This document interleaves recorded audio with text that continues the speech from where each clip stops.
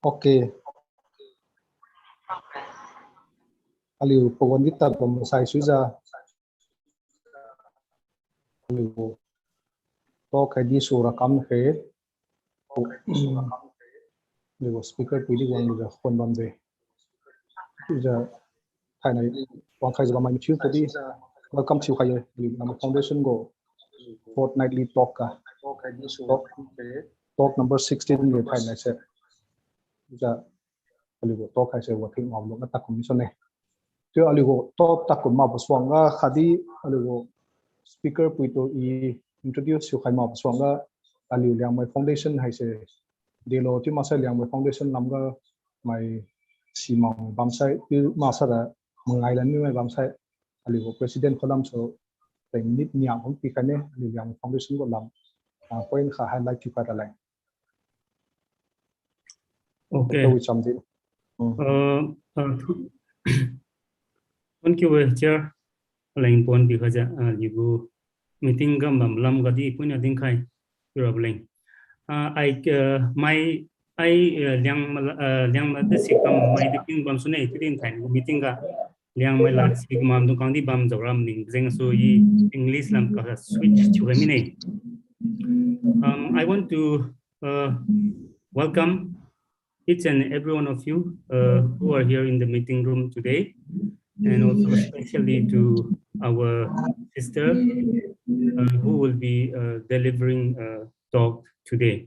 More on her, our chair will introduce about her, but I want to just take 1 minute to just highlight why we need and what is Liangmai Foundation. Yes, once again, a very warm welcome to everybody who are here. Your presence brings a lot of meaning to our meeting and also to our endeavor to inculcate the academic attitude into our society. And this is one of the main aims or purpose of Liangmai Foundation. Through this kind of talks, academic talks, through reading and writing, we want to bring a positive change, positive social reforms into our society. And this fortnightly talk is one of our activities. I would say this is one of our flagship project we are doing every month and sometimes 2 times in a month. So through here we discuss whatever is happening in our society and how whatever is relevant to our society. And I want to once again thank everybody who is here today. Besides this, Liangmai Foundation also runs one magazine annually, which is again a very important project for our foundation. The magazine will be coming out for this year in a few weeks from now. And yes, about the foundation. So this is something like our brothers and sisters who are in higher education. We want to build, or we want to have one society within our society to share messages about the world to our community, and also to tell about our community to the world. So this is one of our purpose of existing as a foundation. And thank you all so much once again, and thank you for the chair for giving me this short time to talk about our foundation. Thank you, Day. Okay, thank you, Day. Aligo President Liangmai Foundation go Dr. Wichamdin Taina. Okay, tisara alidong Thaimei aligo pratibo talk lamse aliu wala kami khe Thaimei alidong le mari din khai rabo ti masara pugo Thaimei jala din khai rabo sara Fazanna Dr. Senganglu Thaimei kuwe aliu rapato hai Senganglu ku jadi kuwe pa hai se Delhi University ka Merinda House ko college ka English department ga associate professor chu ba me chu sara pa ha se po one thing ja ai archive chu bugo chalat chalui tu masa area ga bugo wa archive chu bugo center ga pa khabi translation go ga delhi ga tu ja po one thing kha kam kham mi ko we pa se multi talented chu ko we bugo area academic go area ga go tu masa area kendo sir na ma za pa documentary film di kame liwe hai main khathiuja gatngai the festival of the Liangmai Naga stiza se pana direct pitch to say script ti pan tau kai ti documentary film khat pame kisara ba se pu lecture pu paper the thing published to find the things ba me se hin sera to hai hagai to hai ken bam nangla mi de sera ma za klo din kum za pu multi talented chubo talent pajat me pahai drawing painting hadi kamsi go hawe tuja pugo painting dum drawing dum hadi karyak katam tamai go ka zau khaiza publish chum body things about me tuja pa hai se pugo origin sera Imphal Valley ka soe idi pa to hai ali bang Liangmai pui tuja lomam boy Delhi ga keep you sort of pastor abon pamai Delhi Bible Bhavan cha so ka pastor thigombo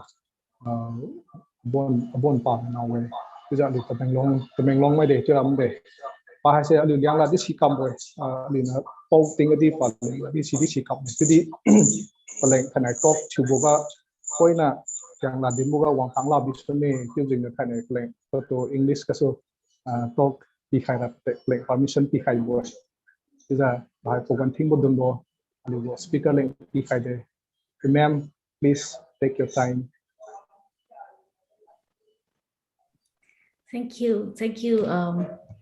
Kelad, my brother.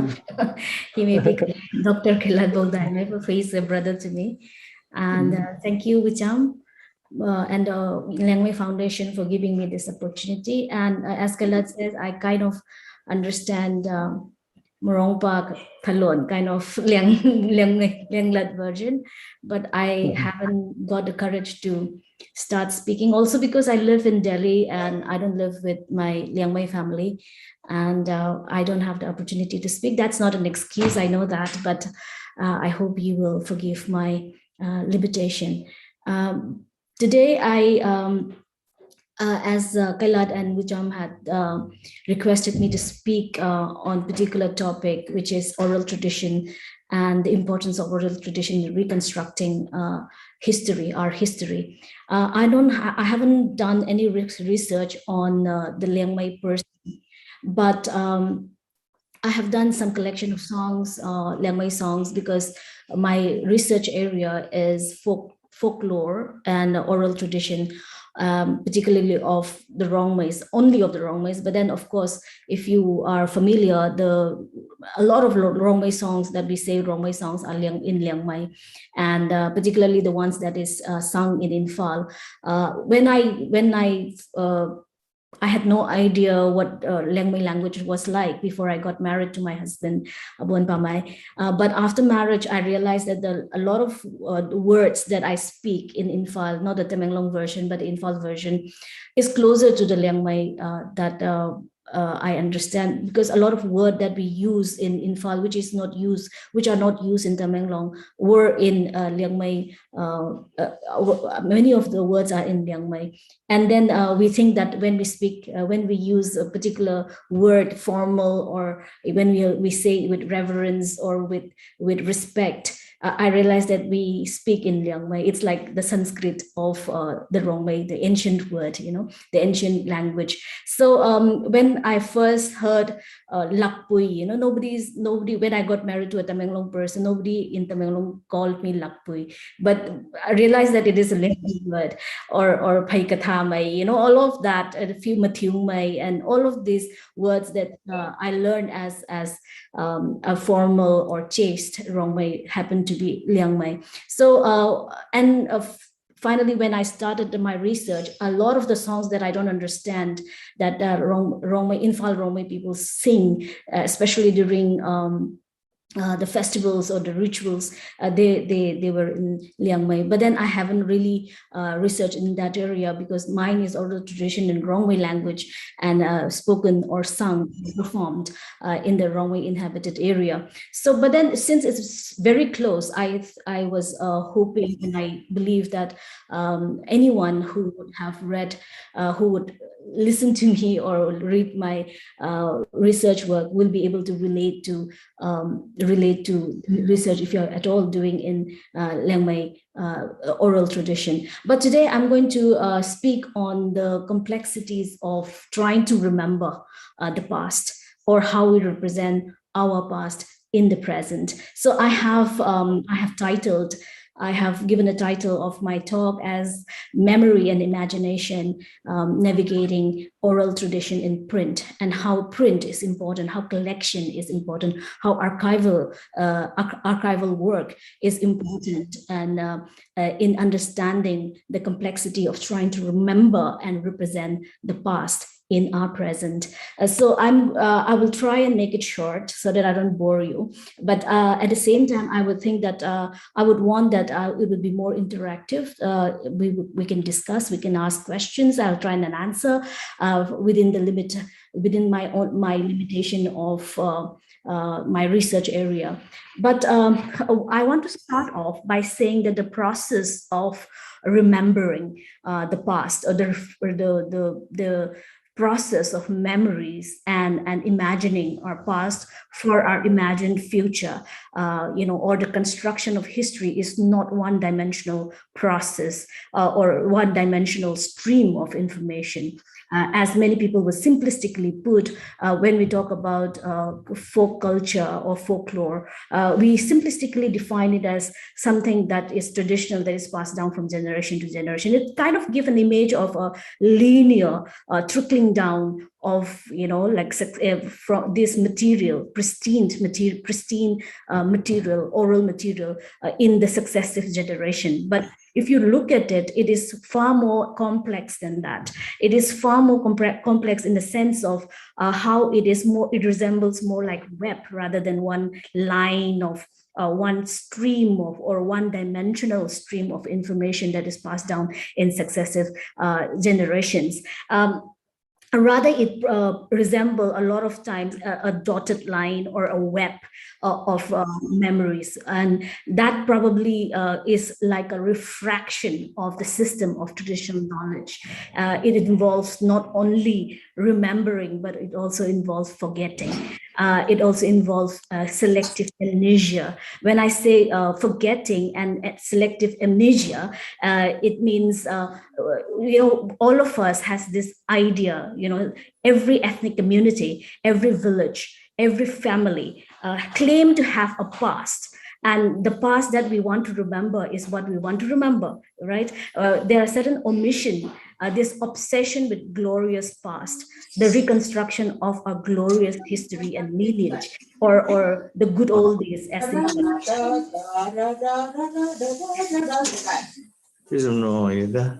So I think we can mute. Right. So all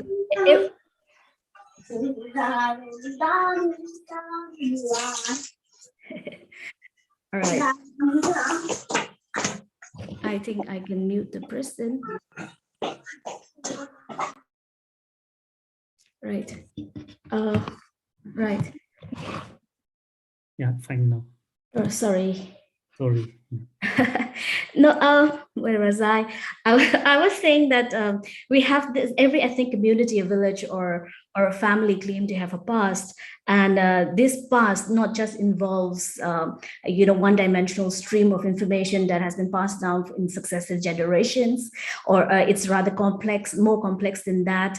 And in that, I was saying that it involves not only remembering, but also it involves selective amnesia and forgetting. So I'm going to talk about forgetting as well as selective amnesia. I say selective because we remember only the ones that we want to remember, and we forget those things that we don't want to remember, right? So, but before we get into that, I'm going to pose a few questions perhaps that will be helpful to progress in our reconstruction of history. But to understand, I'm not trained in history, the discipline of history, but I understand the basic idea of history in academia. So the institutionalized discipline to capture the past in academia is history, right? But history in that sense, in the academia sense, operates with verifiable sources. It needs evidence, and where the document stops, the history also stops. So that is the conventional or the mainstream, Western idea of writing history or historiography. So it does give credence. It would be unfair to think that it completely dismisses oral tradition, but it does give credence to the oral tradition. However, it favors written or material sources. So in conventional historiography, it's even if it's oral tradition, it is this classical or what they call the great tradition that they emphasize on. But then in a culture like ours, where writing was introduced very, very late in the history, in the modern history. I can't speak for the Liangmais, but then I can speak for the Rongmais. In the case of the Rongmai, the first printed book, the first written material printed started only in the 1930s, and then the first book by a native was published in 1952. It's a book on ritual. So in this kind of a meager, extremely lack of printed material, what do we do? How do we rely? How do we reconstruct our history, or how do we identify ourselves in terms of our cultural identity? So we see that, like I was saying, I'm not trained in the discipline of history, but I'm trained in the less fashionable or less respected discipline like literature, or for example, anthropology, or even for that matter, social sciences. They are not taken too seriously. Especially literature is not taken very seriously. But then it becomes very important to intervene in our culture like ours. So because we rely on what we call the social memory, or the community's collective memory. So to reconstruct our history, oral tradition becomes our bedrock. And then, for example, in terms of the Rongmei people, which is the reason I go back to Rongmei people first, I have done my research on them. And second, the Liangmai and the Rongmei, they are one and the same, in terms of the introduction to literature, and in terms of the engagement with modernity or Christianity or the missionaries, and the whole idea of book literary society, it emerged around the same time, and Bible translation around the same time. And so there is nothing different between the two kindred tribes. So now you see that in this, the so-called social memory or the collective memory that is used for construction of history. In Rongmei's example, what you see is books like between the decades between 1980s and 2000, there was this substantial amount effort that was put in by Rongmei writers to reconstruct the history of the tribe. I can list it down. Some of you perhaps speak Rongmei as well, and from the title you would come to know that they are trying not just to collect, but also they're reconstructing their past. They are trying to remembering the past. So the anthology of folk tales, especially published during this period from 1980s to 2000, you would find something like, P.G. Maidon's 1984 Thaidopari, like the story of the olden days. And then Rongmei Latkau Rainupari, again, in a story from the olden days from in Rongmei language by Marulung in 1986. Haizat Napari, it's almost like my people's story, Azad Napari. And then you have Tikma Maidukun, by C.P. Lungkubuan. And in the title itself, it is telling that they are trying to say that we have a story, we have history, and we have to put it down in print. And the writing is a process in which we remember and also we forget. We kind of omit few things and we kind of filter through. Every storytelling has to be filtered through the subjective teller, okay, the teller's subjective value system or their idea of what it is like to be Azadna, like my people and things like that. And then it goes on, but there are people, the other later. You would find that they are trying, the same story has been written, the story especially of migration, they are written in different forms over and over again. And in that, each of this version is different from the other. And so you would see that every person is trying to, and then most of them give an elaborate introduction to how they collect it. So it is not like it's not just my imagination, but it's not a fiction, but rather it is a collective memory. It is a social memory, particularly of Gong Cha Lung's story called Zeleng Rongmei Naga Paikam. Okay, and it's almost like it was published in 2000, as late as that. And then in that, he says that he has been collecting this story for 44 years at the time of publishing this book. And he lists down all the names of the people who have contributed towards these stories. And then he says that, they are from all over the Rongmei inhabited area and things like that. So he is not claiming that these stories were his imagination or his memory, but it is a collective memory of the Rongmei people and things like that. And you would find that a lot of other works, like Mukuga's story, he reconstructed the idea. It's called The Introduction to the Rongmei Nagas. It's a reconstruction through, he tries to put in somewhat, academic practice of looking at the colonial documents and things like that. But then mostly he has collected the idea of Rongmei, the consciousness of Rongmei that he tries to create through religious chants, and also there are numerous PhD thesis on the identity issue. Here in all of this, what I'm trying to say is that, folklore is basically what? Social memorialization, as in we are trying to memorize socially together of our past together. So now you see that, as Kalad has said, Liangmai Foundation, or who was it, Wicham, who said that you have art magazine that's coming up. I have written a small article on the definition of folklore and the evolving definitions of folklore. How do we understand folklore and who are the folks? And please read it if you have time. It's a very small introductory sort of article where I have tried to kind of, I thought, I would use that, but then it wouldn't be nice to have this talk and an article on that, which is not so great an idea. So, but I'm thinking in terms of how, when we look at who are the folks, and I'm not going to go into the details on the academic, explanation of the theory of folklore and the theory of the folk. But basically what I'm trying to say is that this social memorialization of the past in terms of the storytelling, performances such as songs and dance and all of this, if we have this kind of mass of material available to us, how do we do it?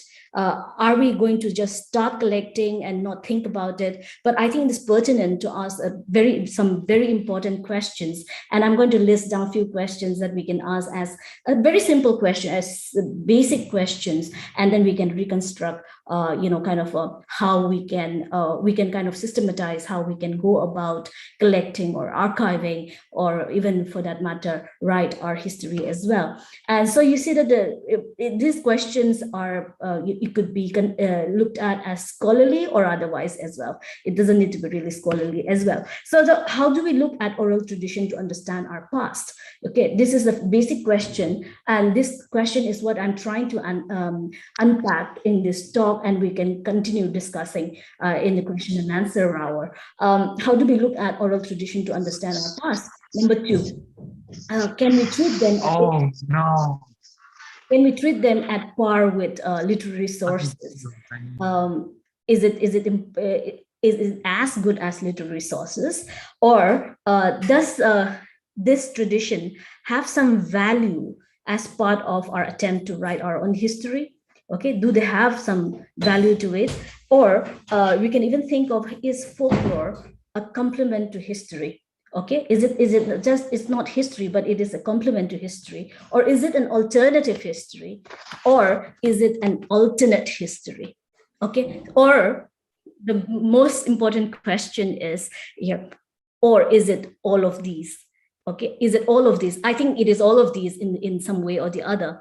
But why then? You can say there are ways to look at history, but then why folklore? Why oral tradition is the question that we can maybe focus on for a little bit, for a little while more. So the obvious reason is that folklore is the repository of all our worldview, our philosophies, through cultural expressions, and it is the source of like all these myths, legends, and folk tales and things like that.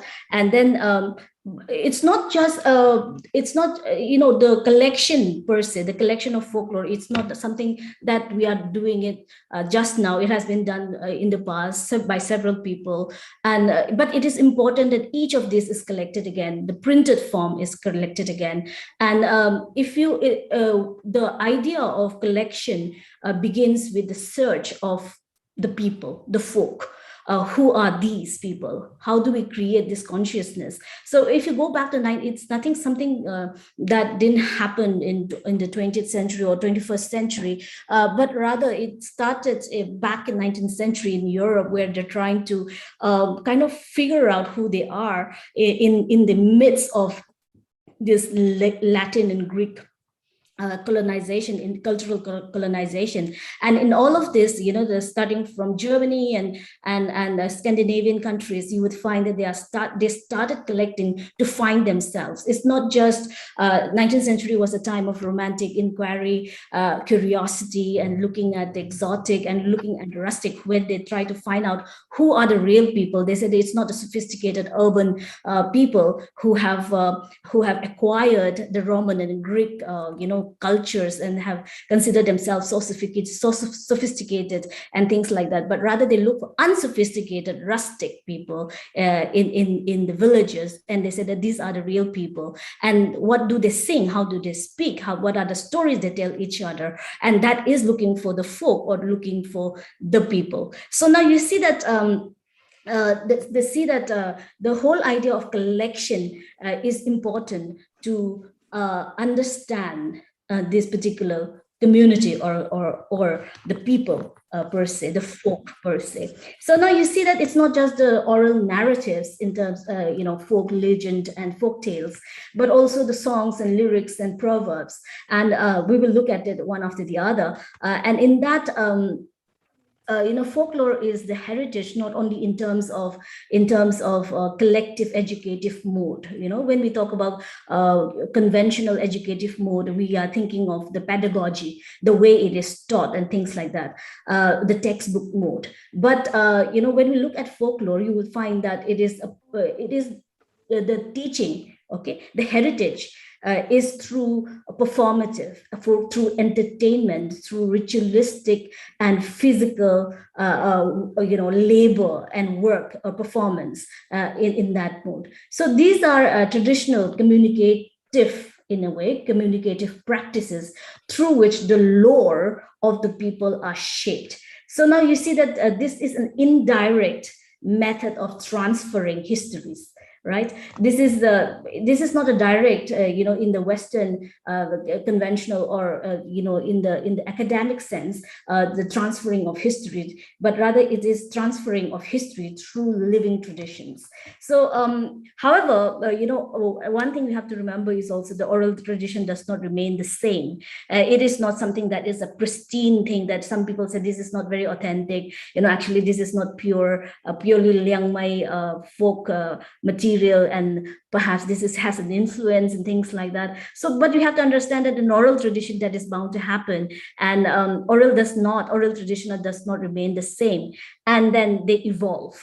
And when I say evolve, a lot of things get changed. The value system changes. And in time, if the value system change, your folklore will also change. Okay. For example, in Proverbs, in oral tradition, in Proverbs, when I look at the Proverbs, how do we know that one is an older proverb and one is perhaps a more recent proverb? It's because of the way the wise, the idea of wisdom that has evolved.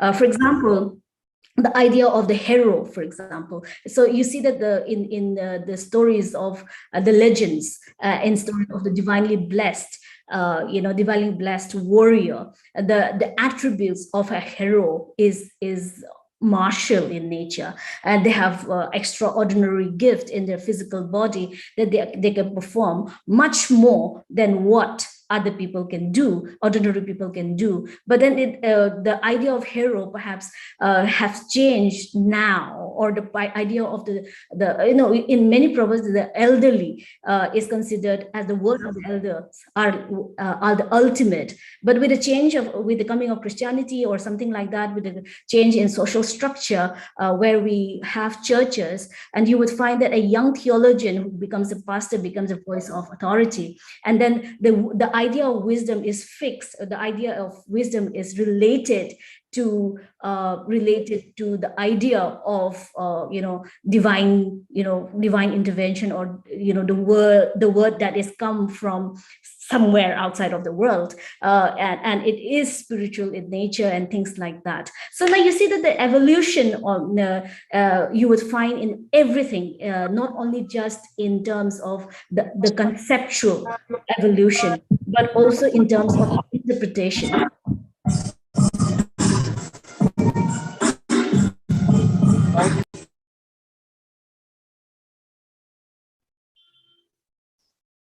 So, sorry, can you please unmute yourself? Sure. I'm just all right. Where was I? So I was saying that with the change in value system, and in time, how the whole the evolution of oral tradition is not only in terms of not only conceptual changes, conceptual evolution, but also in interpretation. Wicham and Kailat, they were there in my presentation in Liangmai Scholars Association talk. In that, I kind of analyze the story of Tiger Man. The story of Tiger Man has evolved, is a common tale in most of the communities in Manipur, beginning from the Meiteis to Kukichin group, or among the Nagas, and different kinds of Nagas, the Chandel Nagas, the Ukrul Nagas, and the Tamenglong Nagas, and all of that. So they have their version of Tiger Man, but especially amongst the Meitei, how the Tiger Man, the interpretation of Tiger Man has evolved in this, in creation of the pan-Manipuri identity. And the first one is like, initially we heard that Tiger Man in Kabui Kai Oiba, the villain is this bloodthirsty beast who is a Kabui, who is a Rongwei guy, and the story goes that he kidnaps the sister of the seven brothers that symbolizes the seven clans of the Meitei people, and then and now modern or the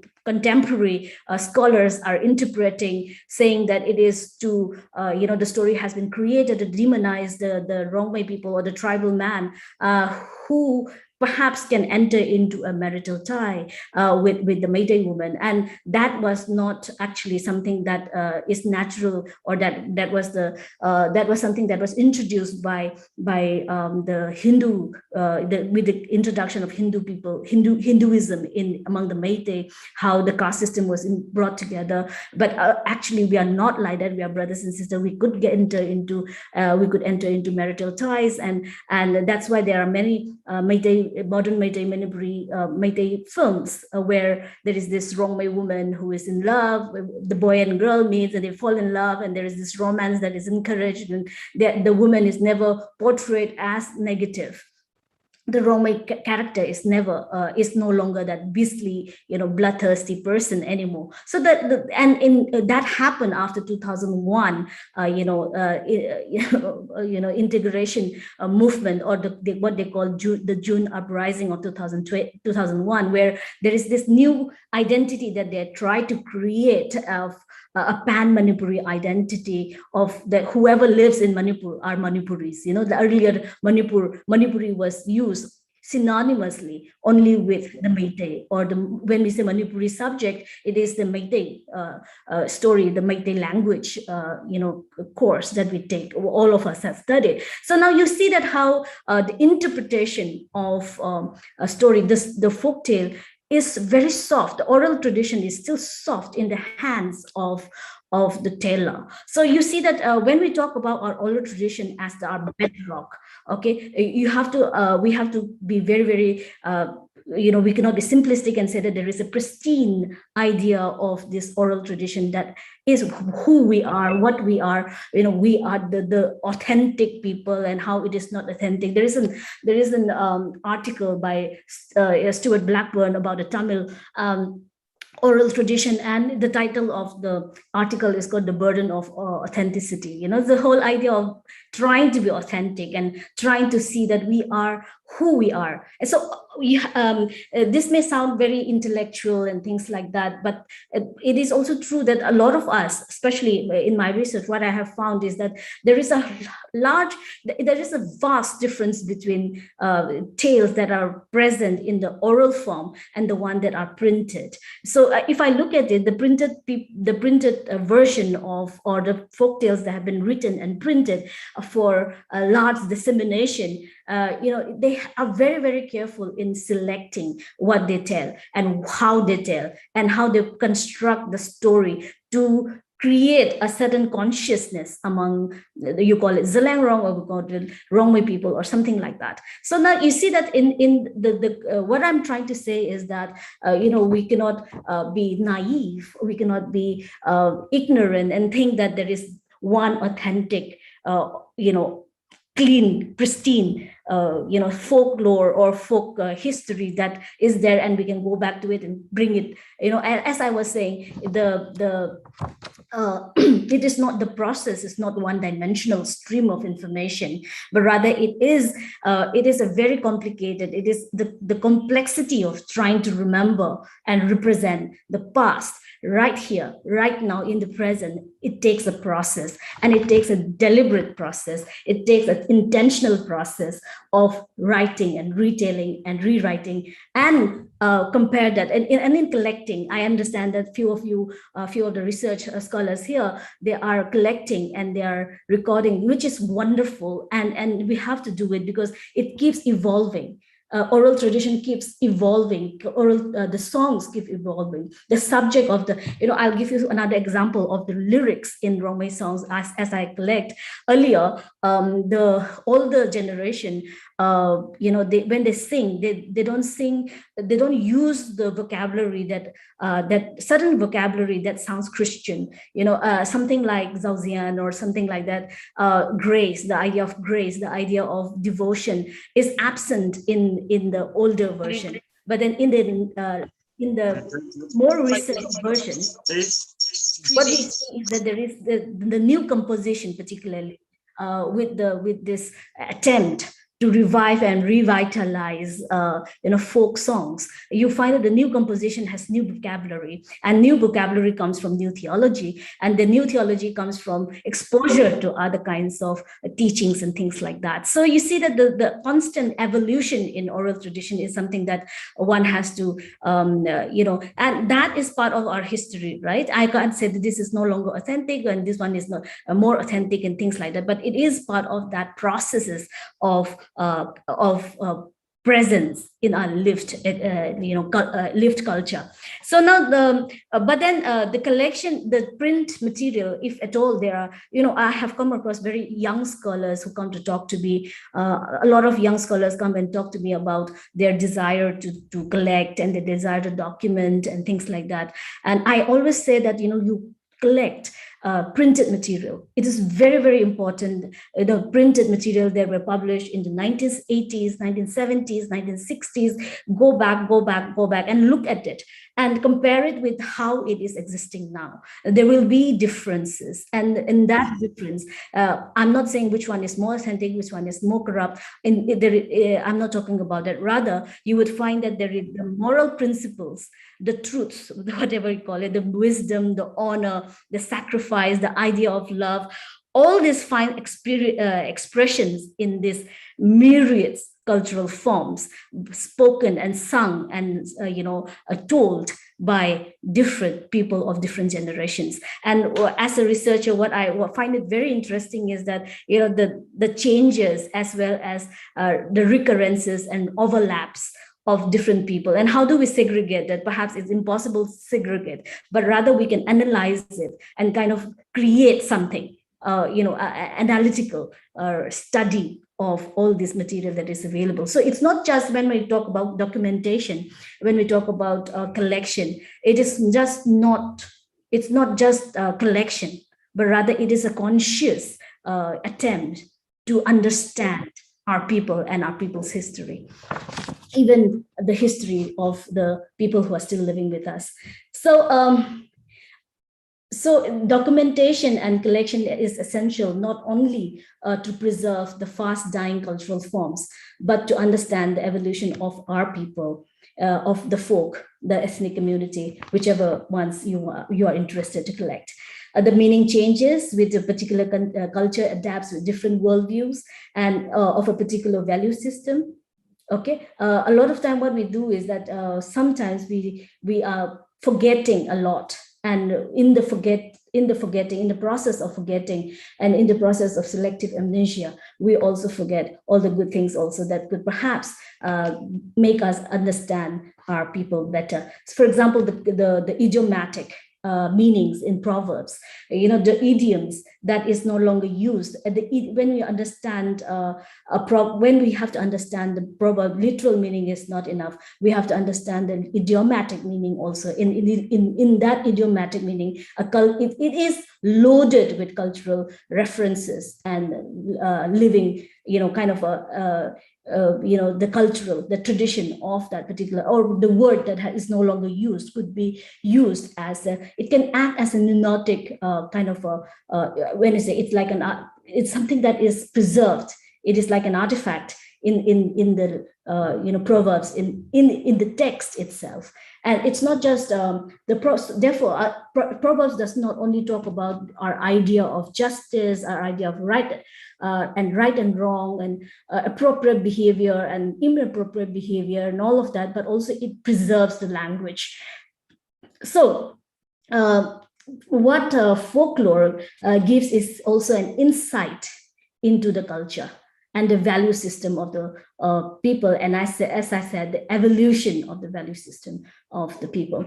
So very significantly, culture works in tandem with politics, with economics, or even with intellectual trends that is in operation in a particular society. And so folklore becomes the repository of that.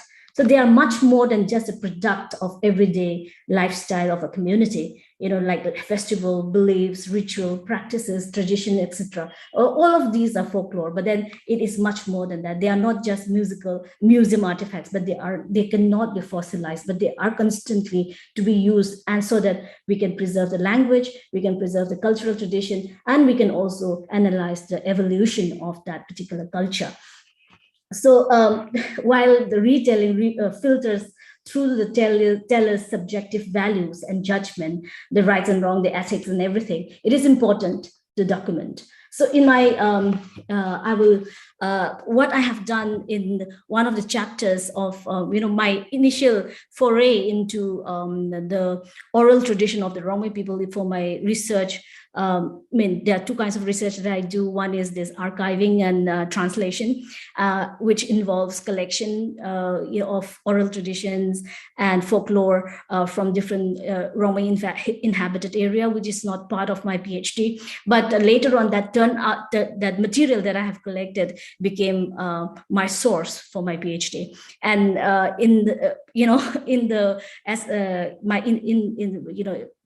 initial stage of my travels and field work, I stumbled upon a sudden number, there's 80 books in Rongmei language. And slowly I, started collecting, and it came to about 250 now. And this is a chapter, finally, for 5 years before my PhD, I have collected few, and I continue another 5 years during my PhD. So altogether, I collected about 250 books in Rongmei language in 10 years. So it was trickling in. It's a long process. It takes some commitment to do that.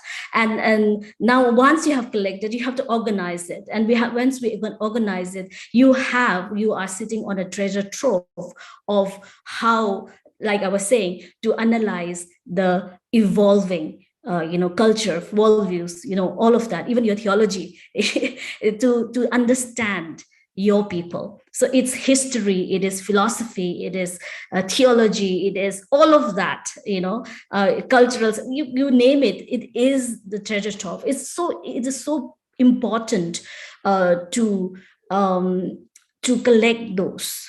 To collect this material, the printed material of oral tradition or otherwise. So if you look at the Rongmei people, you would find that a lot of experimentation of different literary genres was practiced especially during the early 90s and late. Beginning from the print culture, they have always tried to use try to experiment, because of a lot of Rongmei people live in Imphal.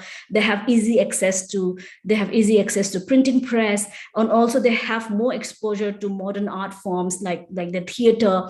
And so there was a time in the 1960s and 70s and up to 1980s and early 90s, you would find that a lot of people are writing and writing plays and performing in the Imphal theater, and they have a huge influence of Meitei theater, not the theater of Shumangdila, the traditional theater, but rather the proscenium art theater, a proper theater, which is Meitei imitated from the Calcutta proscenium art theater. The Calcutta proscenium art theater is an influence of the Victorian theater in London. So that's trickling down, and you would find that a lot of Rongmei people are writing plays in the initial stage. Later on, you will find that they move from there and then they've started forming writers forum, and they experimented. All these writers forum folks, they are a bunch of guys who are not very influential or not highly educated. They were school teachers, and they were clerks in government offices and things like that. But they were experimenting novels, poems,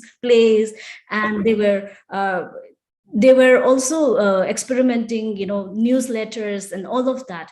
And they were printing and they were reading, and not many of them read it, but then they were reading. There was a circulation. So they have a rubric of experimental literary, writings. And if you look at it, many of them were retelling of folklore.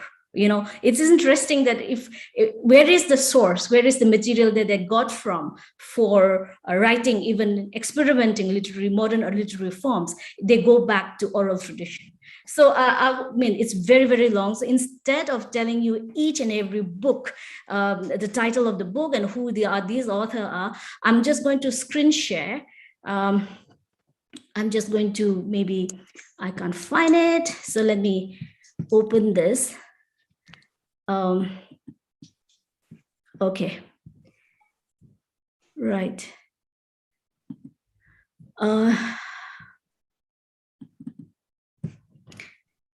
How do we do it? I've forgotten how to do it now. All right, I'm nervous, I think. Let me do screen share and open this. Okay, I'm unable to do it.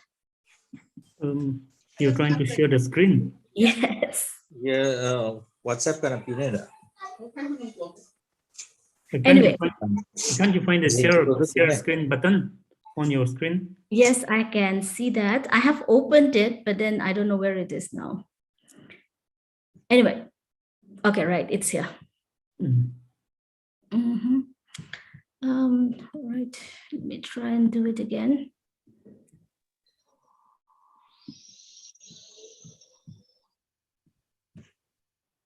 Oops. I'm so sorry, I can't find it. You find it, no problem. I'm so sorry.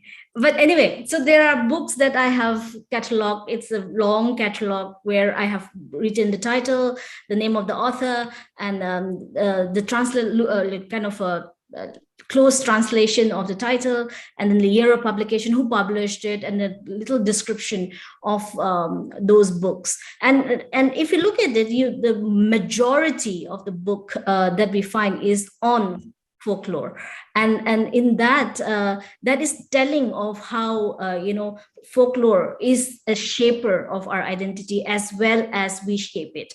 It's the two ways. That's why it's not just like I was saying, it's not one-dimensional flow of information, but rather it is two ways, and you create and you also construct as well as it constructs you. It both reflects and constitute who we are. So in Rongmei literary history, you would find that the early missionary publication and experimentation of writing, there is a bulk of folklore. But then the second, I call it the second phase, you would find that they try to find themselves. But second phase, they describe themselves. So they publish books related to folk life, rituals, narrative prose, songs, proverbs, etiquette and manners, to preserve as well as to promote the community traditions and customs. The community life, cultural ethos, worldview, and described in these books of. Later on, you will find that there are more books that have come out after the turn of the century in the 2000, where the earlier books are rewritten in form for different purposes, for textbooks and for religious writing, because Rongmei people, there are several people who are trying to institutionalize the erstwhile nameless religions and things like that. So the whole point is that how print, the collection of oral material is as important as collection of the printed material, so that we can have this on overall and overarching the big picture of how our culture has evolved, our community has evolved, and things like that. So I think I can, because I'm trying to make it as short as possible, and also because my talk on this one is available on YouTube, I wouldn't want to repeat what I have done in the last talk. So in Rongmei Scholars Association, which Kalat and Wicham wanted me to speak more of around the same theme. So, but then I'm trying my best not to repeat it. That's why it's not as structured as it could have been. But I think I'll wind up here. I have just few points to make, few questions to pose, and that perhaps will help to understand and how important it is to collect. And I understand that Kalat is collecting. I really appreciate. It's a really admirable expedition that he made. He visited 15 villages. I know the challenges that I have done field work myself, so I understand the challenges that comes on your way. And please support him. And also, if you know anyone, support him. Because when I went there, in the outskirts, in the interior villages, nobody expect you to pay you or something like that. We are very poor scholars, and we didn't come with lots of money to give you. I'm talking about you. I'm not talking about the people seated here, but also the idea of the community as such. We need a lot of support. And people think, when I was recording some songs, people think that I'm going to cut an album and earn a lot of money from that. And some people even ask money for, if they want to tell a story. There was this very sad incident where I asked an old man to tell me a story, and they said that he will charge 5,000 per story, And so I said, I'm so sorry. There are many other storytellers I can go to who can tell me for free and things like that. Certain challenges like that. We are not very respected when we come to collect stories, because we think that perhaps they think that we are doing this for our own benefit or for our own monetary benefits and things like that. But then they need a lot of support. And I think if you have written books, if you have printed books lying in the house, please give them, and that would be a lot of help. And it's very rare that there are committed people who would do this exercise. And I want to encourage our community to support whatever way they can, especially with their oral resources. Thank you. I'll end there. Thank you so much, Sophie. Thank you for your time. Thank you for delivering your talk in good. It's not too long.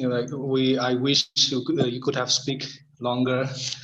It's really interesting. And yes, you have been a source of inspiration to us younger scholars, and your work has sparked interest in many of us. And thank you for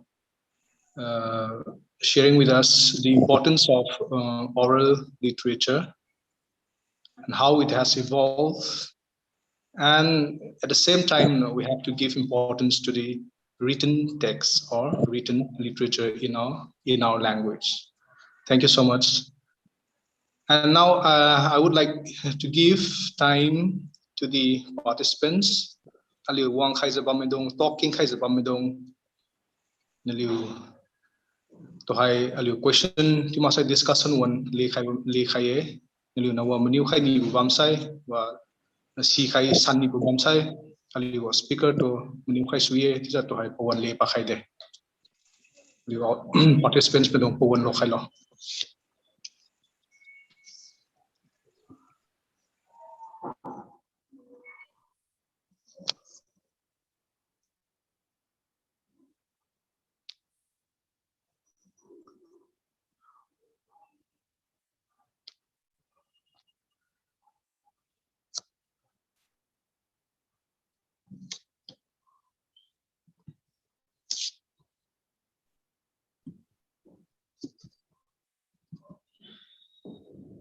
Just complete silence. Oh, okay. Can I come in? Yes, Paul. Yes, please, Widini. Yeah. Okay. Thank you, madam, for your wonderful talk. You give us lots of information. So I have a few queries.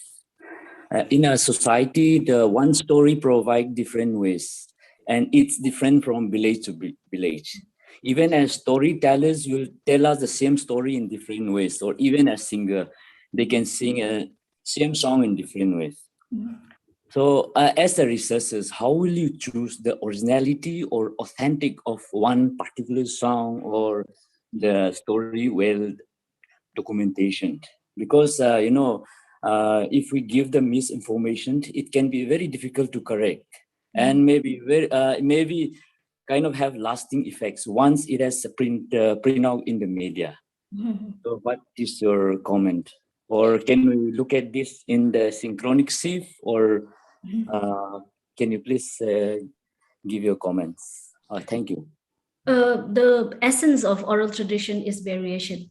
So you're right that every teller of the tale has a different version. The same tale that you tell me, when I tell again, it will be a bit different. My MPhil paper was on that, and I look at different variants of Liangmai folk tales. I didn't look at the songs during my MPhil, but I look at, so the entire the soul of folk material or oral tradition is the variation. So in that, yeah, you're right. But as I had mentioned in my talk, in my presentation as well, there is always this burden of authenticity. That is the name title of a theory itself: the burden of authenticity, the originality. What is the original? Which one is the original, and things like that. It's almost impossible to zero it down to one particular original. That is perhaps the reason, the motivation behind a lot of people printing it, writing it, to reify, to give a fixity to a story, because they think that that is the authentic version of it. And a lot of people also say that they have consulted so many people, but each of them had the same version or things like that. But then it is almost it is true of any culture that there is no one singular authentic or original story per se. I'll give you an example. When I started collecting, I started as a young scholar, when I started collecting the trickster story. I use the word trickster story for Asa and Michirung, if you are familiar. And the two, sometimes brothers, sometimes friends. In some version they are friends. In some version they are enemies initially, but they become friends later. There are different versions to that.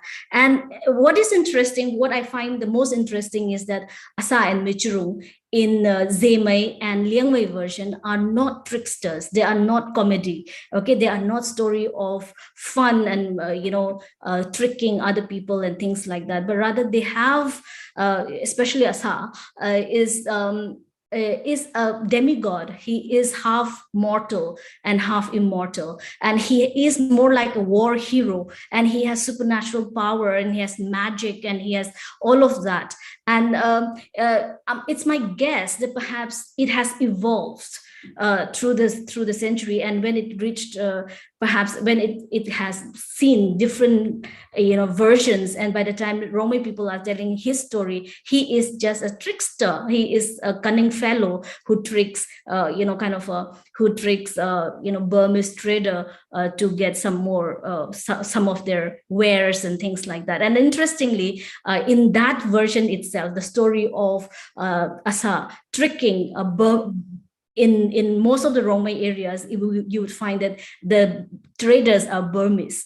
But recently, I heard from a Thaimei person that the victim of Asa's trick were not Burmese, they were British. So you see that you can also see how the chronology of the evolution, the chronology of the story. One is perhaps very, very ancient in terms of how Asa is looked at as a demigod and a person with supernatural power and things like that. And then the Liangmai version of he being a trickster, who have victimized in some sense the Burmese traders, and the Thaimei version, which is the victim of Asa's tricks, would be a British. So you can actually think of a chronology in which. So how do we decide which one is authentic? How do we decide that?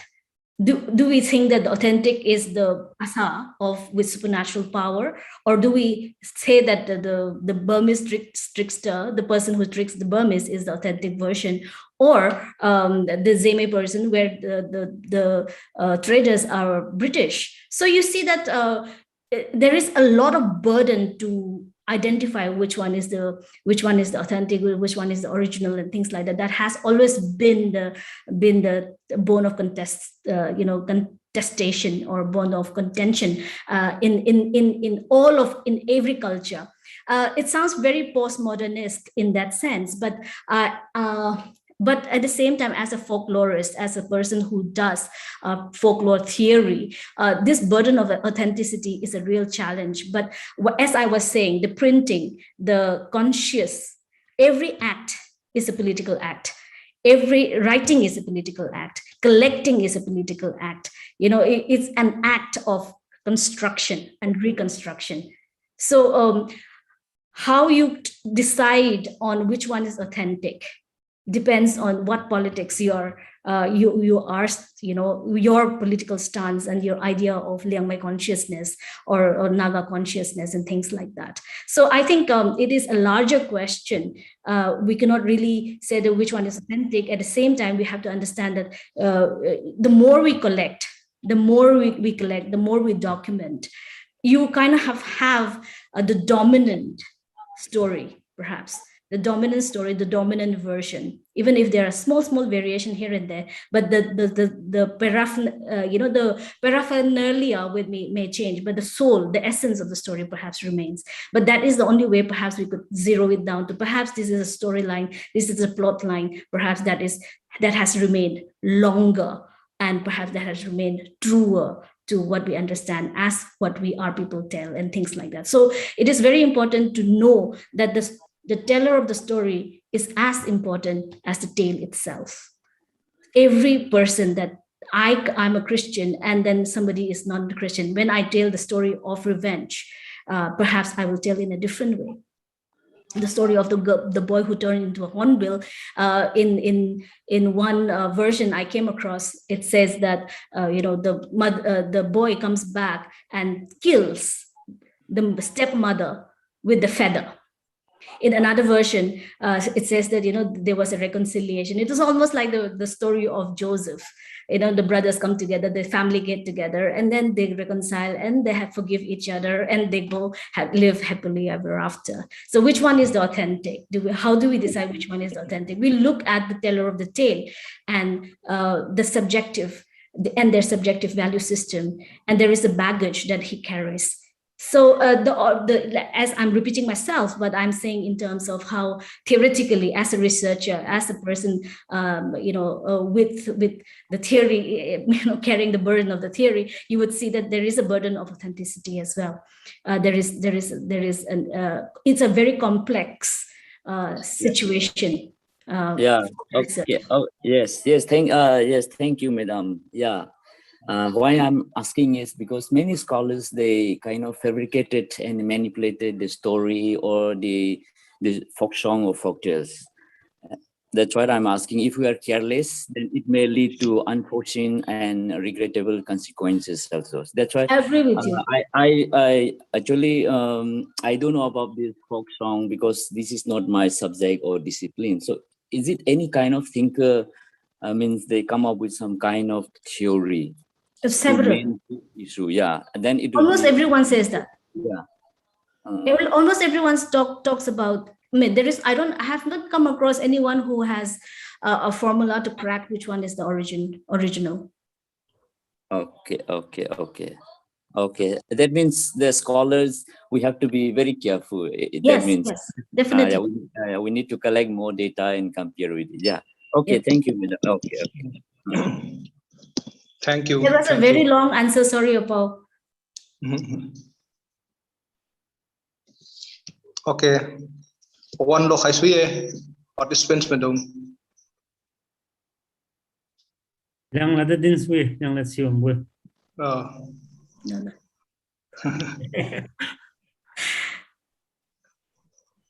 Okay, I just have a very simple, very layman's question.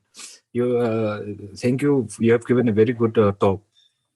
Now you were saying something about how the folklores or folk tales, how they evolve with so let us say time, maybe both with time and with space.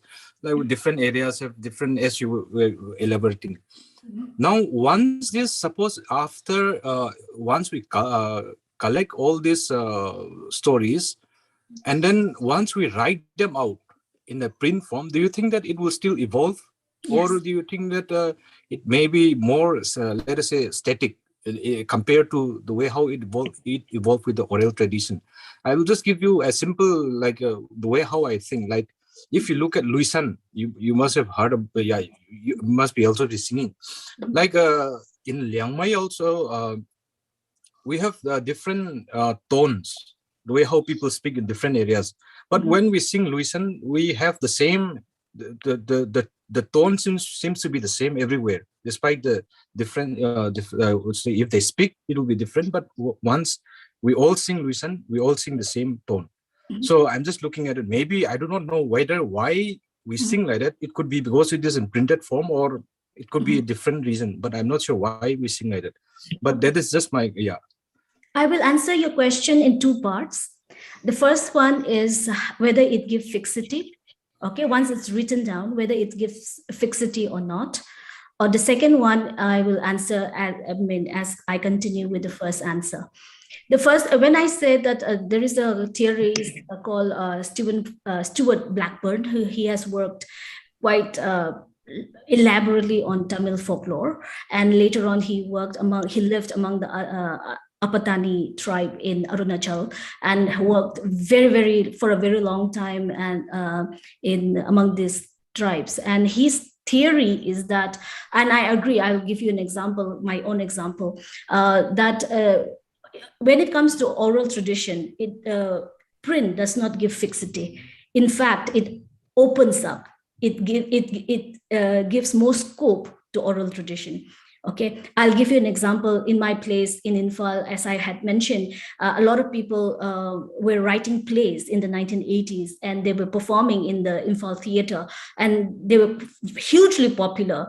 And one of them is called Gairamnang or Gairamang, the story of the legend minstrel, a Rongmai minstrel. And then the interesting thing is that the folklore, the playwright retells the story of Gairamang.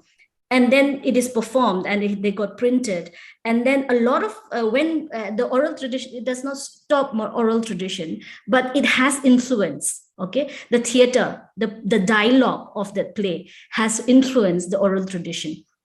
As in the playwright has written a play collecting from various people. He has traveled around the Kopum area and Nungba area, and finally he decided to write a fiction in that way, retelling of Garamnang, okay, in drama form. And he makes dialogues after dialogue. The conversation between the characters are his own. But then it says that it changed the story that is told among the people who have watched the film, the drama. And then when the oral tradition continues, as in the story of Garimang does not stop in oral form, but then it has a little bit of influence here and there from that dialogue. It's the same with Hindu texts, for example, Sanskrit texts, not Hindu texts, Sanskrit texts. For example, the story of Shakuntala has been written several times by different playwrights, but the oral form of Ramayana, oral form of Shakuntala has not stopped. It has continued. But then it has influences of these written texts. There is a little dialogue, there is a little film. That's why you'll find that a lot of films based on myth and religions have influence on oral tradition as well. So Blackburn's point is that it does not give fixity, but rather it kind of opens up. It gives more scope to oral tradition. In other words, what Apawuni has already said, the variation continues. And the variation has been multiplied instead of giving one fixed, story that would remain, that would stop all oral tradition. It doesn't happen like that in oral tradition at all. So coming to your second point of a particular song type where everybody seems to sing in the same version, that is a kind of a example of slow standardization. So the language in every language, every culture, evolved culture, like let's say English. The English that I'm speaking is a standardized English. I learned through textbooks. And this English is not spoken by all English native speakers in England. Every 2 kilometers, every 5 kilometers, English version, English language changes. every village among the Liangmai inhabited area have different version of Liangmai. But in England also, the language that we speak is not spoken by all of England. Every 5 kilometers, they have a different version of it, but there is one standard English. And this standard English was standardized at some point in 18th century when dictionaries were written. What the linguists like Aladbawa are trying to do, they're trying to write grammar, they're trying to introduce this among the Rongmei people. They have this, I'm speaking a lot of Rongmei, on Rongmei people because that's my research area. I can only speak with authority in that area. I cannot give any other example. That's why I'm doing that.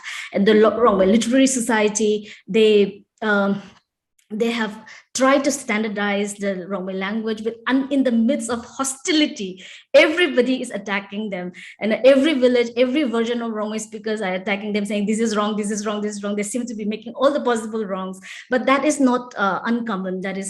That we have to expect that if you want to standardize that. And usually the standardization of language comes with dictionary, with textbooks and mode of instruction. Through textbook, we learn to standardize that. But there are other software that is more institutionalized kind of standardization. But the less institutionalized softer way of standardization is Bible translation. When you publish Bible, the Liangmai translation of the Bible, in some way, without going into the classrooms, you have entered into the vocabulary. The vocabulary of each person who is reading the Bible translation. Same with the songs. The Rongmei that I speak, nobody thinks that is authentic of any village. I'm from Ragailong in Infal. I don't speak Rongmei, Ragailong Rongmei. I don't speak the Menglong Rongmei. I don't speak Numba Rongmei. I speak the standard Rongmei, which is not fully standardized, but more or less softly, because I read Rongmei Bible.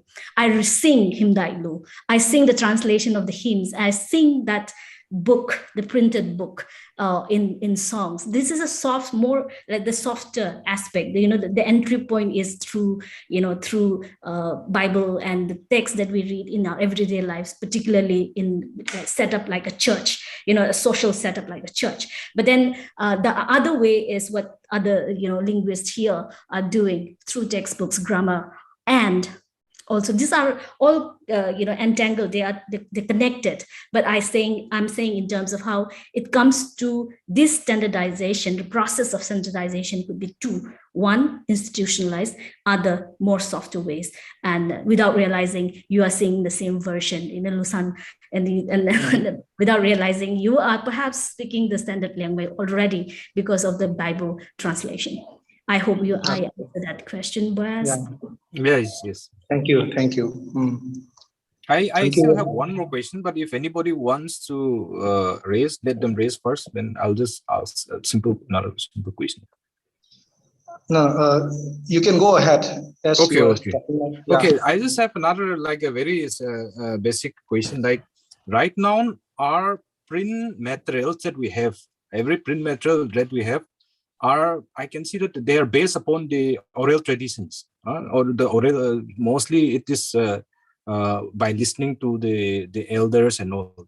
So once we begin to write in the print form, do you think that the storytelling that we will have will be continue to based upon this oral tradition, or will it be based upon the print form that we are making right now?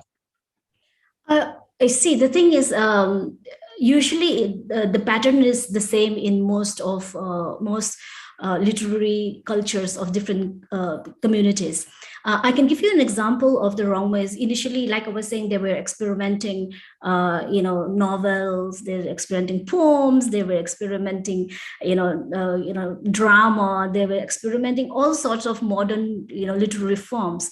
But when they initially started, usually their main source were folklore, but then obviously they evolve. But then you also see that it depends on the exposure of the reader and the writers as well, because it's the convenient source for us, because story, of course we have the folklore, we have the folk tales, then we can rewrite that in and things like that. But then I'm sure if you are intentional and you can experiment fiction, as in your own imaginary story. You can have biographies, you can have autobiographies, and you can have, what I find interesting in I'm not only interested in literary works, but I'm also interested in history, how people write their history. And we have already started it a long time back, and we should continue it. Whenever there is a jubilee, whenever there is, Liangmai people have already celebrated the Passover, and there already has a history. Each village would have their own history, starting from oral tradition. How this village was formed, how this village came together, and there may be certain episodes in which you say that these clans were invited, and how the chief was chosen, and how this land was identified, and the whole tradition of identifying the good land and bad land, and all of that, the customary laws that were involved in it, and how these customary laws were implemented in founding of this village and things like that. All of these are literature. All of these are sources that we could put together. And if it's written in Liangmai language, and you would have a huge collection already. And then I think they already exist. And one of the things that I come across among the young scholars, whenever I speak to, I show my catalog of 200, 300 books, some of them with me, some of them not with me. And they always say, but in my tribe, we don't have anything. We don't have any written material. I don't think there is anything like that. That is so, I don't want to use the word stupid, but I just want to say that it's ignorant. And in some way, it is arrogant even, because they haven't even started looking for it. And they already say there isn't any. Perhaps they haven't really start looking, and then you'll find them. I'm sure there's several already out there. We just have to look for it. And arrogant because I'm a scholar. If I don't know, then perhaps there isn't any. There is. I don't know because it doesn't mean that it doesn't exist. So I think the challenge lies in lay people, researcher, scholar, or anyone to just start collecting. Anything written in Liangmai, just grab it and keep it aside and give it to Kailad. Okay. Yeah, thank you for the answer.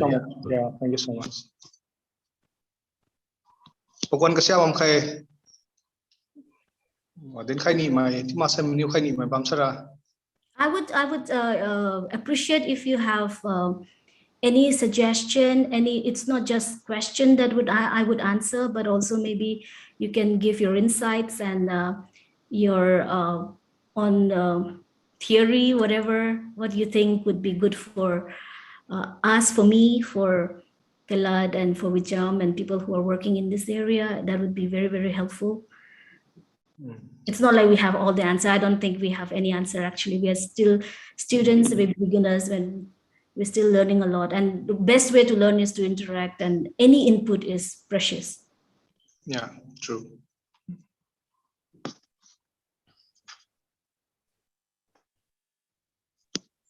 Okay, let me come in. Yeah, please. Okay, one thing is, I have to say thank you, speaker, for the wonderful talk. It's a very, very powerful talk for all of us to put in our mind and to use in our research, because at the end, I think our research is very much connected to our culture, to our folk tales, and to our folklores and all those oral stuffs. And when I think about Liangmai situation and the Rongmai situation, I think there's a little bit difference, because among the Rongmais, there are two groups of people called like Christian and the non-Christians. And among the Liangmais, that is not there in some sense, because every village has Christian communities, and their influence, their impact is more bigger than the non-Christians. Because of that, many of our resources has been lost in time.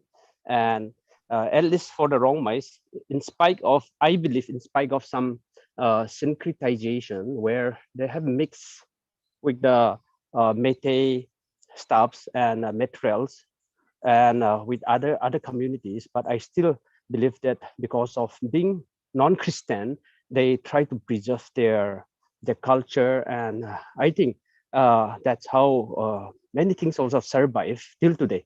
But for the Liangmai, one thing is we came to the printing world very lately, and many of the people, Christians, they think that these things are non-Christian stuff, so we should discard it. We should throw it away and destroy it. That's the reason many people might not have recorded, many people might not have research on this, and writing materials are very less. As far as I know, I think it's there, but it's very less. But one of the, regarding folklore, folk tales, and stories, one of the things that I have to put forward is that during Dr. Hunibo, when he was doing his PhD in Nehu in the late 80s and early 90s, he collected many stories, oral stories, and he gave to his guide supervisor, and the supervisor, her name is called Sujata Mary from Nehu. She printed, and I think and the store, she printed not only once but twice, and that is the best resources, and the first resources might be that we have from our community in English form, in the writing form, as well as in English. So see, we came very lately comparing to what our speaker have narrated. And another thing is, and many of the stories have already gone, or we have already syncretized with Christian ideas and Christian narratives. So we find it very difficult to research on that, and few researchers are there among the Liangmais. That's another problem, where we cannot go to every place, every family, every person to listen to their stories. But in spite of that, I believe that we are doing great to some extent, and we are collecting many of the stories, like what Brother Kailat and Wicham and some of them are doing, and I really appreciate for that. And so for the Liangmais, and the Rongmais, our stories are very, very similar. There's no much difference between the stories. But there's also what the speaker have mentioned about that Asa Misrong story, where we have kind of cosmic or like mythical story, rather than the modern stories of what the Jaimais hold and what the Rongmais hold about the Burmese, which is a later narrative, I believe. I think Liangmai version is also quite interesting because Asa is considered as god of wisdom. And coming to that, I believe that the Liangmai narrative somehow, if we have got hold of it some 30 years back, it could be very, very genuine in that sense, because our land was occupied by the British, but they did not occupy it kind of like, what do we say, that physically, only that we pay tax and we do, or we work for them, and we are controlled by them. But in the other sense, we live freely in our land, and we are very homogeneous in that sense. We have, like, our people have gone to Assam for carrying salt and carrying or buying this and that. But apart from that, there is no interaction at all. So homogeneity is much more among the Liangmais than the rest of our Jalangrong brothers and sisters in the olden time, till the 1970s, I believe. So, but we are very late. We came to the scene very lately, so we almost lost all the traditions. But that's one of the contexts that I would like to point it out. And another thing is, I didn't know that Dr. Boss is a good researcher in oral tradition. That he asked a good question that I have in my mind, a little bit in my mind, but he put it very nicely. And what the speaker have answered, I got it, and it's very useful for me too. So coming to this, to the question that I would like to put forward is about, just as I am thinking about the literature. When we talk about literature, we stick on to kind of forms, right? what form or what are the kind of language used, what are the words used, what is the kind of syntax and the grammatical connections that makes literature is what most of the literature people will say that. And for our oral tradition, I think we do not have such form, single form, but we have multiple form, or our forms are kind of multiple pluriform, or like it's plural. So how do we understand about form is one thing that I have in my mind. And I think that's the thing that comes in my mind right now. So I think I just want to ask about the form. Can I respond to? Yes. Yeah, before you carry on, I know you have a lot to say, and perhaps it's a paper in itself, but I want to respond to three things. Ms. Ongdibo, I have known you for a long time, and I don't know how you look now. I remember you as a first-year student in Delhi. So anyway. That's true. Thank you. Good to see you again after many, many years. And good to hear that you're interested and you're a scholar yourself. First thing is, you're right. I am familiar with Sujata Miri. Her name is Sujata Miri, not Sujata Mary. Sujata Miri, a collection of folk tales. And I remember I was quite heartbroken. Unlike you, perhaps, who is very appreciative of her work, I was heartbroken because I wish that Dr. Hunibal had written himself, because he is a PhD and he wrote his PhD in English. He is totally capable of writing the Liangmai legends and myths under his own authorship, because Sujata Miri does not speak Liangmai. She did not collect it herself. It was all the hard work, the background work that Apo Hunibau had done, that she wrote it under her authorship and then published it as her book. That is the problem with colonization. That is the problem that we have to undo. We have to decolonize our narratives as well. So I think I'm a very strong advocate or a strong campaigner for decolonization. A lot of times this has happened with many of our tribal scholars, especially from the Northeast, that they do all the hard work, but when it comes to publication and when it comes to authoring the book, they are published in the name of a Bengali and Assamese, some Gujarati person who does not speak our language as the author, but we are the one who does the work. Okay, so that is then when we do not have that kind of perhaps the confidence or that kind of support that we find, that I find, what Kalat find, what Bicham find, what Maisongdibo find now. Perhaps we cannot really blame our older generation, but we have come to a point in history where we take ownership of our stories. We take ownership of our narratives, our history. So it is time for us to write. And then no matter how late it is never late. The story will still be there, and we were still, this was just, I think the Sujata Miri's book was published in the 90s, if I'm not mistaken, 90s or late 80s. That time there were many people, if you look at the audience now, there are people who were already speaking English then, perhaps better than people who write our story. So it is almost like the whole post-colonial theory is that to decolonize, what British ethnographers have written stories about the tribals or the natives.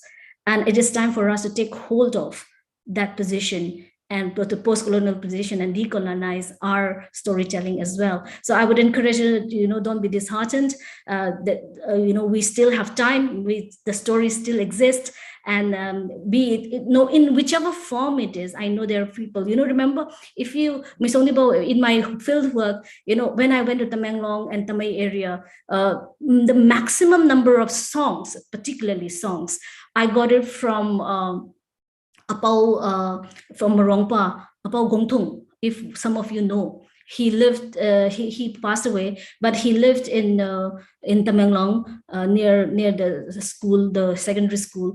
I went there. I spent a long time with him, and I spent a long time with I forget the name. Kala, will you help me? Mahilak's father, who lives. Yeah. So they are repository of stories, and they have memories of the times when they were the times when their grandparents told the story to them who were non-Christians and things like that. So not all is lost. We cannot just lament over what all are lost and things like that. We are enlightened enough. At this point in time, the fact that we're having a webinar on this, and there are great minds over here. Father is here, Apo Mani is here. I remember Apo Mani, when I met him, he told me some story, and I still have written it down, and I have some short story which still to be published. But then I was influenced by what Apo Mani told me, the stories, and they are both Liangmai. They're not Rongmai storytellers. And then also, like I was saying, Apo Gungtung and Apo Mahilakpus and all, there are many people. So that's what I was saying. Let's not start from a position of lament. Let's not start from the position of saying that we have lost everything, the little that we have, it's not the same as other people and things like whatever we have, however we have, the fact about oral tradition that it never stops, and it continues and it continues and it continues. It will continue even beyond our life. And so you don't be disheartened, and it is time for us to change and not give the story to other people's hand and publish in their authorship. We should publish. And so many Liangmai people, they are so prolific in English language. If at all we have to translate, we translate our story, we publish in our own name. That is one point. The other point is that the Rongmei situation is not the same as Liangmai position. I think that there is, I'm not totally convinced in many ways, because you're right in the sense of there are non-Christians in Infal Valley. That has a huge advantage. But like I was saying, in oral tradition, every time you talk to a person, a non-Christian or a Christian person, there is some variation there. Okay, so not all what I'm saying, I agree with you in up to many extent, but then I'm also saying there are points that I disagree with you, or I would think differently. My perspective is very different from some of the points that you have made. Thank you. Thank you, Api. Thank you so much. So, I think we should try to wind up here. My final message that I want to give to everyone. Speaker, it's time for us to write. Let us take that message home tonight. And we have so many things to be done with our oral literature. And of course, it is like, declining day by day, but let us not lose heart, and let us start our homework. Let us start doing our homework and start writing and start collecting whatever is possible. These are 20 way. Speaker Pidi along Tuesday, Liangmai Foundation na pato approach to tinga din khalo tiu tinga panadi lung WhatsApp lung tiu khaiza pa de din khaine tiu za pa mo za one lo khai jing so di thone thaina di pa pleng di wizoma bamboy tiu di se hi na se di pa to haira sala din widi wila ma sima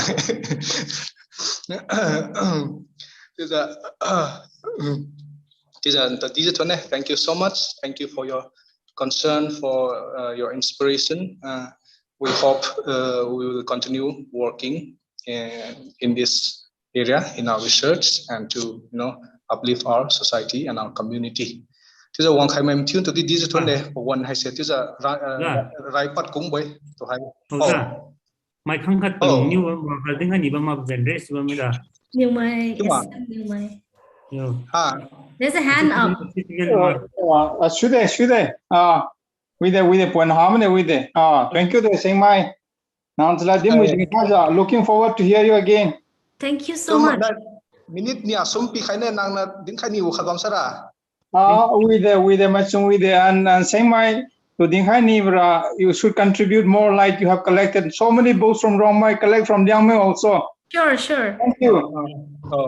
I have some. Yeah. I'm telling Kaila to come and collect it, and I'm all for it.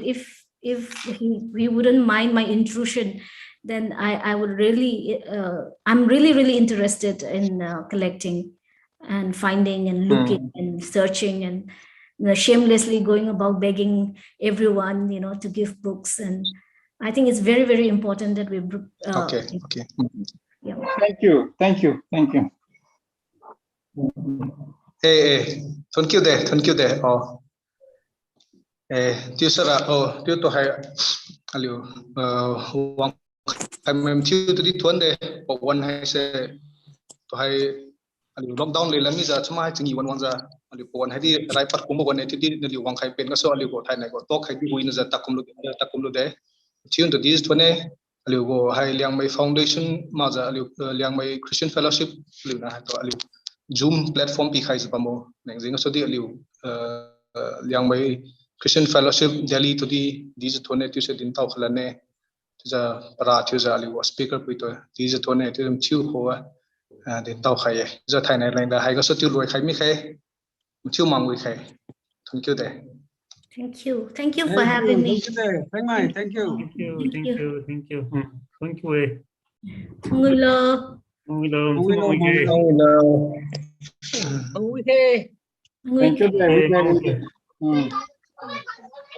Bye, Kaila. Bye, Wicham. Bye. Bye. Thank you. Bye.